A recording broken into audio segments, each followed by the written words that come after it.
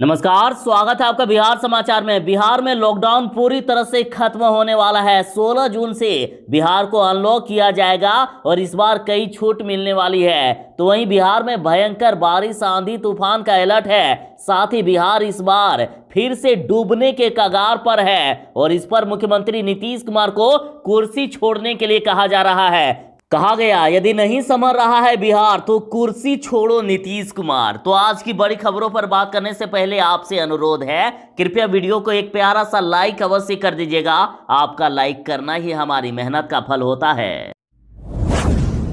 बिहार वालों के लिए बड़ी राहत की खबर है। बिहार फिर से अनलॉक हो रहा है। बिहार में इस बार आपको कई छूट मिलने वाली है। 16 जून से बिहार में अनलॉक 2 शुरू होगा। मुख्यमंत्री नीतीश कुमार जी ने बड़े ऐलान कर दिए हैं। तो आखिर कहां कहां छूट मिल सकती है? यदि दैनिक जागरण की बात करें तो दैनिक जागरण के द्वारा कहा जा रहा है कि इस बार बिहार में सभी प्रकार के दुकानों को प्रतिदिन खोला जाएगा। जो एक दिन छोड़ छोड़कर दुकानें खुलती है ना, तो अब ऐसा नहीं होगा।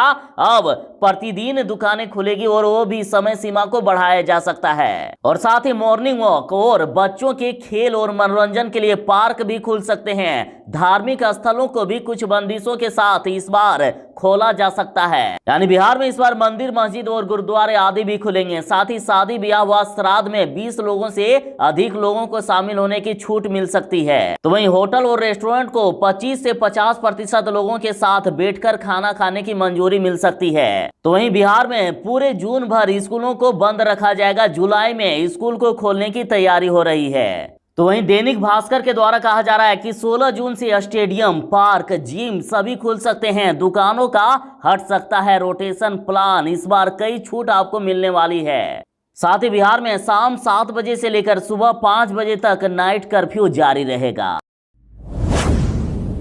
जरा सावधान, बिहार में मौसम विभाग ने ब्लू अलर्ट जारी कर दिया है। पूरे बिहार भर में भयंकर बारिश का अलर्ट है। पटना में तेज बारिश हो रही है। उसके साथ ही बिहार के लगभग सभी जिलों में तेज बारिश शुरू हो गई है। सभी जिलों के लोग सावधान रहें। पूरे बिहार भर में तेज हवा के साथ भयंकर बारिश होगी। तो वहीं बिजली गिरने की भी आशंका है। और इन जिलों में सबसे ज्यादा खतरा है, जिनमें से है पटना, नवादा, नालंदा, जहानाबाद, अरवल, भोजपुर, सिवान, सारण, गोपालगंज, वैशाली, पश्चिमी और पूर्वी चंपारण, समस्तीपुर, भागलपुर, जमुई, बांका, मुंगेर, बेगूसराय, खगड़िया और पूर्णिया।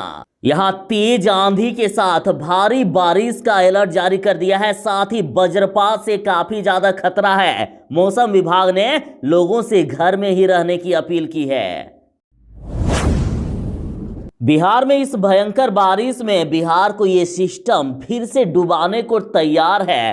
पटना की बात करें तो पटना इस बार फिर से डूब सकता है। और सिर्फ पटना ही नहीं, लगभग बिहार के सभी जिलों में सरकार फेल नजर आ रही है। 2019 से सरकार ने सबक नहीं ली। इस बार भी भयंकर बारिश होने वाली है और इस बार भी पटना डूबने वाला है। और पटना के डूबने का खतरा है। कई कारण हैं इसके, जैसे नालों से सिल्ट की अधूरी सफाई, सीवरेज पाइप का छोटे नालों से लिंक नहीं हुआ, अभी भी सड़कों से नाले का लेवल ऊपर है। कई इलाकों में सीवरेज पाइप के लिए खुदाई करके छोड़ दिया गया है। अधिकतर जगहों पर मेनहोल का अता पता ही नहीं है। नालियों पर अतिक्रमण नहीं हटाया गया है। सरकार की नाकामियों से एक बार फिर से पटना डूबने के कगार पर है। 2 साल में हालात सुधरने के बजाय और भी बिगड़ गए हैं। और मौसम विभाग के अलर्ट के अनुसार 2019 से भी इस बार भयानक स्थिति देखी जा सकती है। सामान्य से अधिक बारिश का अलर्ट राजधानी को डुबोने के लिए फिर से तैयार होगी।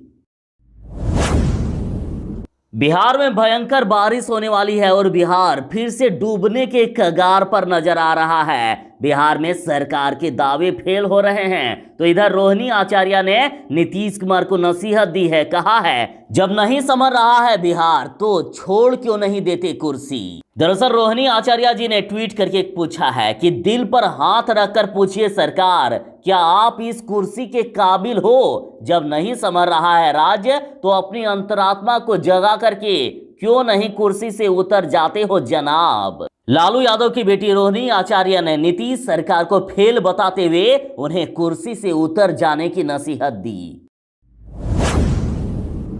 बड़ी खबर है कि चिराग पासवान तेजस्वी यादव के साथ आ सकते हैं। जैसे कि चिराग पासवान की पार्टी एलजेपी पूरी तरह से टूट गई है और रामविलास पासवान के दामाद सह आरजेडी के दलित प्रकोष्ठ के अध्यक्ष अनिल साधु जी ने कहा है कि जब जब रामविलास पासवान के परिवार पर संकट आया है तब तब लालू यादव की पार्टी और परिवार एक पैर पर खड़ा रहकर इनके परिवार की मदद किए हैं। रामविलास पासवान के दामाद ने खुद कहा है कि हम चिराग पासवान को पूरी आदर के साथ न्योता दे रहे हैं कि चिराग जी आप आ जाइए आरजेडी में। आप और तेजस्वी यादव जी दोनों छोटे भाई की तरह हैं, दोनों मिल करके बिहार की जनता की सेवा करें। बिहार की जनता आप दोनों को पुकार रही है। तो बिहार की राजनीति में अब खबर आ रही है कि चिराग पासवान तेजस्वी यादव के साथ आ सकते हैं।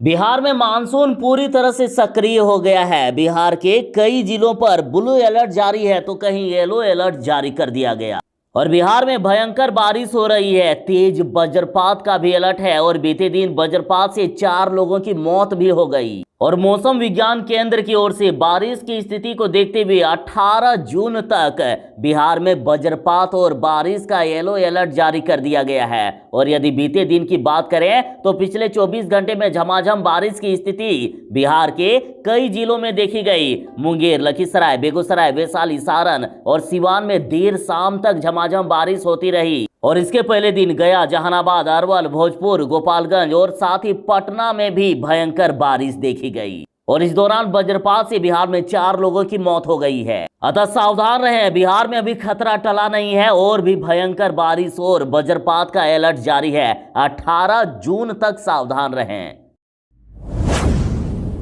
कोरोना के बाद अब बिहार में ब्लैक फंगस अपना कहर बरपा रहा है। बिहार में अब तक 76 लोगों की ब्लैक फंगस से मौत हो चुकी है और बिहार में हालात काफी खराब है। बिहार में अब तक 562 ब्लैक फंगस के मामले सामने आ गए हैं तो वहीं बिहार में 333 लोगों की अभी इलाज चल रहे हैं। यानी बिहार में अभी ब्लैक फंगस के 333 एक्टिव केस हैं। बिहार में 76 लोगों की ब्लैक फंगस से मौत हो चुकी है और बिहार में बीते दिन 8 नए ब्लैक फंगस के मरीज मिले तो वहीं 3 लोगों की मौत हो गई। अब तक की बड़ी खबर आ रही है कि बिहार में अब स्कूल खुलने वाला है। बिहार में स्कूलों को खोलने की तैयारी चल रही है। बताया जा रहा है कि अगर बिहार में कोरोना मरीजों की संख्या में बढ़ोतरी नहीं हुई तो जुलाई में स्कूल खुल सकते हैं। और एक निजी मीडिया ग्रुप से बात करते हुए बिहार के शिक्षा मंत्री विजय चौधरी ने खुद कहा है कि बिहार में यदि कोरोना के हालात ऐसे ही रहे तो राज्य में जुलाई से स्कूल खोला जा सकता है। और जैसे कि 1 महीना पहले मई में बिहार में कोरोना की हालात काफी भयानक थी और अभी जून में लगातार कोरोना ठंडा पड़ रहा है और खबर है कि जुलाई तक आते आते बिहार में कोरोना का नामो निशान खत्म हो सकता है। तो अतः ऐसा कहा जा रहा है कि बिहार में जुलाई से स्कूलों को खोलने पर विचार किया जा सकता है। हालांकि यदि स्कूल खुले तो पहले 9वीं से लेकर 12वीं तक की कक्षाओं के लिए स्कूल खोला जा सकता है।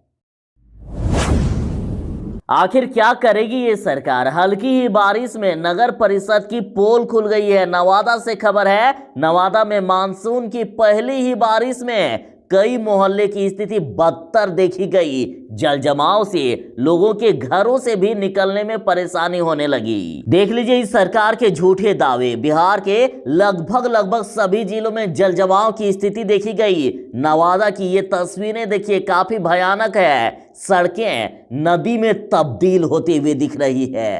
नवादा के शहरों में जल जमाव देखा गया। जल जमाव से नगर परिषद के कामकाज की पूरी तरह से पोल खुल गई है। सड़कों में पूरी तरह से पानी भर गया। घरों से निकलना तक मुश्किल हो रहा है। अफसरों के दावे फेल नजर आए। सरकार झूठी साबित हो रही है। सरकार के झूठे दावे और ऐसी भयानक तस्वीरें लोगों को डरा रही है कि कहीं इस बार फिर से बिहार ना डूबे। बिहार में चिराग पासवान की पार्टी एलजेपी पूरी तरह से टूट गई है और विपक्ष ने नीतीश कुमार को इसके लिए जिम्मेदार बताया है। और एलजेपी की टूट पर राजद ने मुख्यमंत्री नीतीश कुमार पर आरोप लगाते हुए कहा कि जदयू प्रलोभन देने वाली पार्टी है। धन बल का प्रयोग करके वो छोटी पार्टियों को तोड़ती है। इस पार्टी के नेताओं को लोकतंत्र में विश्वास नहीं है। ये आरसीपी टैक्स लेते हैं, वो इन्हीं सब कामों में खर्च होता है। अब चिराग पासवान से ही पूछना होगा कि वो आगे क्या करने वाले हैं। तो वहीं कांग्रेस नेता प्रेमचंद्र मिश्रा ने कहा है कि मुझे लगता है कि इस टूट में जदयू के नेता शामिल हैं। मुख्यमंत्री नीतीश कुमार पर निशाना साधते हुए कहा कि वो पार्टियों को तोड़ने में आखिर क्यों लगे रहते हैं। जदयू दल बदलुओं की जमात बन गई है। बिहार में भयंकर बारिश शुरू है और बिहार के अधिकतर जिलों में जल जमाव देखा गया। सरकार के सारे दावे फेल नजर आए और बेतिया में तो इस बेशर्म सरकार के देख लीजिए कारनामे। सरकारी फंड से पैसा तो आ गया, लेकिन यहाँ के पानी को साफ नहीं कराया गया। लोगों में डर था कि कहीं इस बार फिर से बेतिया डूब ना जाए, तो लोगों ने खुद ही यहाँ के पानी को साफ कर दिए। मतलब सरकार से अब लोगों का भरोसा उठता हुआ नजर आ रहा है। बिहार में इतनी खराब स्थिति आ गई है कि यहाँ लोग खुद ही चंदा इकट्ठा करके नाले और पानी की सफाई कर रहे हैं। और इस बार बिहार के लोग काफी आक्रोशित हैं। इस बार यदि बिहार डूबा तो लोग आंदोलन करने की धमकी दे रहे हैं। इस बार सरकार को नहीं छोड़ा जाएगा। तो आखिर क्या है ये नौटंकी? बार बार आप दावे करते हो कि नहीं डूबेगा बिहार, नहीं होगा जल जमाव, तो आखिर कैसे होता है ये? एक हैरत अंगेज खबर सामने आ रही है। बीजेपी विधायक के भाई ने लड़की को प्रेग्नेंट करके छोड़ा। लव मैरिज करने के बाद शारीरिक संबंध बनाकर भगा दिया गया और पत्नी मानने से अभी इंकार कर रहा है। बिहार के मधुबनी जिले से एक ऐसी हैरत अंगेज घटना सामने आई है जिसे जानकर आप भी दंग रह जाएंगे। भारतीय जनता पार्टी के विधायक और बिहार के पूर्व मंत्री विनोद नारायण झा के भाई के ऊपर एक लड़की ने गंभीर आरोप लगाया है। एक गर्भवती लड़की ने भाजपा विधायक के भाई पर प्रेम विवाह करके छोड़ने का आरोप लगाया है और पीड़िता ने इस घटना को लेकर पुलिस में भी शिकायत की है। उसने बिहार के मुख्यमंत्री नीतीश कुमार और नेता प्रतिपक्ष तेजस्वी यादव से भी न्याय की गुहार लगाई है। और पीड़िता न्याय के लिए ससुराल के दरवाजे पर पिछले 4 दिनों से धरने पर बैठी है। वह इंसाफ के लिए अकेले लड़ाई लड़ रही है और इनके पास पूरा सबूत है। इन्होंने अपने मोबाइल पर तस्वीरें भी दिखाई है। पूरा सबूत के साथ इन्होंने आरोप लगाया।